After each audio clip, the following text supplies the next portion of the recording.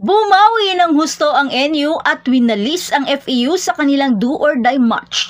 Talagang isang matinding bakbakan ang pinalasap ng NU upang muling makapasok sa finals. Sa kanilang pagpasok sa finals, makakaharap naman ito ang Uste. Kaya isang napaka-exciting na laban dahil iba na naman ang makakaharap nila sa finals. Bagong kulay at bagong kupunan this time. Pero sino kaya ang makakakuha ng unang panalo? Makakakita na kaya tayo ng Belen versus Puyos showdown this time. Pero bago pa man ang lahat, kung hindi ka pa nakapag-subscribe, please like and subscribe at paki-spike na rin sa bell button para lagi kang updated sa mga volleyball ganito. Sa isang nakakakaba na rubber match laban sa Far Eastern University Lady Tamaraws, ipinakita ng NU ang kanilang dominasyon sa court. Nakamit nila ang isang kumbinsidong panalo na may set score na 25-13, 27-25 at 25-15 na panalo. Ibinahagi ng NU head coach na si Coach Norman Miguel ang kanyang kasiyahan at excitement sa pag-abot nila sa finals para sa ikatlong sunod na pagkakataon. Binanggit niya na ang goal ng kanilang kupunan na redemption ay malapit na nilang maabot. Pero alam nilang hindi madali ang laban sa finals. At ngayon, haharapin ng NU ang University of Santo Tomas o UST Golden Tigresses sa Best of 3 Final Series. Nagkaroon ng mga matinding laban ang dalawang kupunan sa elimination round kung saan tig-iisang nakakuha ng parehong panalo. Kaya ito ay magiging isang napakagandang labanan. At pag-usapan naman natin ang ilang mga standout performance mula sa laro. Si Bella Belen, ang dating league MVP, ay hindi mapigilan sa kanyang 21 points kabilang ang 16 na mga atake at 5 service aces. Siya talaga ang nagdala ng NU sa laro at buhat na buhat niya ang Lady Bulldogs. Si Sheena Turing na nagdiwang ng kanyang ika-23 na kaarawan sa araw na iyon ay nagpakita rin ng magandang performance. Nagtala siya ng 6 na mga blocks, 5 mga atake at 2 service aces para sa kabuuang 13 na puntos. Nagbigay rin ng malaking ambag sina Alyssa Solomon at Erin Pangilinan na nagtala ng 9 na puntos bawat isa. Talagang isang pagsisikap ng buong kupunan upang malampasan ang do-or-die match ng Lady Bulldogs. Ipinakita ng NU ang kanilang dominasyon sa spike at service department na nagtala ng 41 spikes kumpara sa 33 lamang ng FEU at 10 service aces kumpara sa isa. Bawas din nila ang kanilang mga error na umabot lamang sa 13 errors sa buong laro.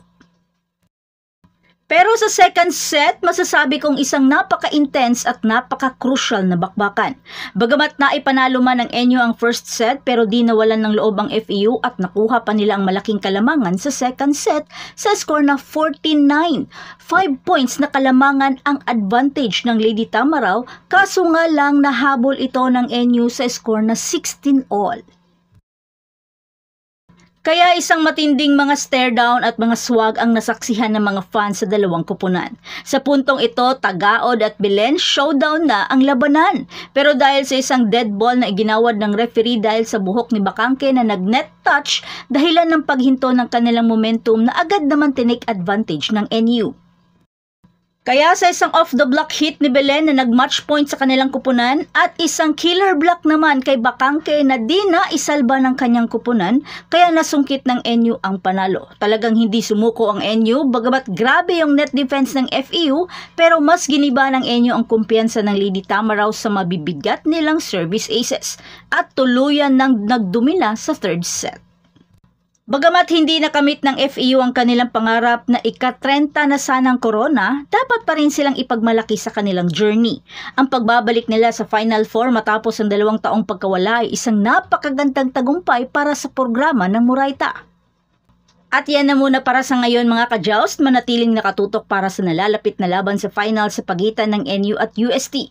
Sino kaya ang magiging kampyon? Pero siguraduhin mag-subscribe muna sa ating channel para hindi ma-miss ang anumang mga updates. At magkita-kita tayo sa susunod na video. But wait, huwag ka munang umalis dahil pwede kang magkaroon ng 5% discount pag ginamit mo ang Joust Valley 77 code para magkaroon ng pop case custom iPhone case para sa paborito niyong player at team sa volleyball. Kaya, kuha ka na!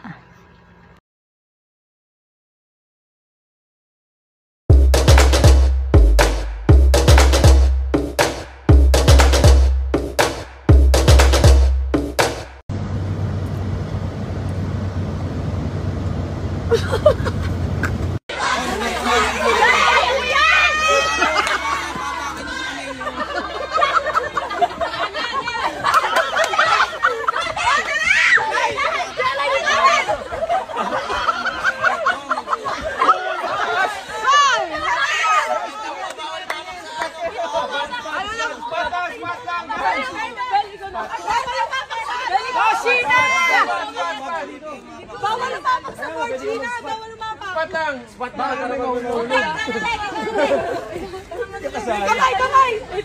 Kamay! Kabila! Bawal na, bawal. Parang cutting classes, ano? Matakas! Kamay! Dito ka! Go!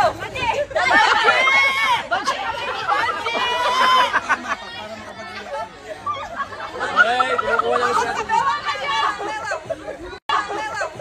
Binuhos na talaga.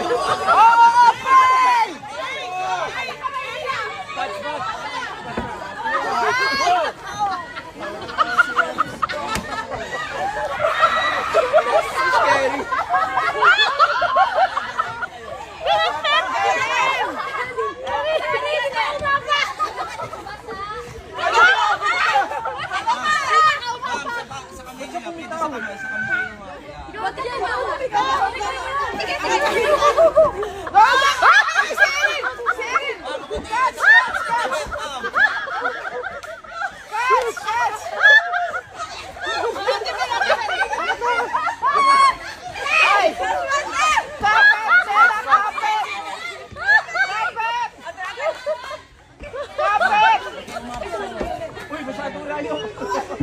Sige, mawakan mo.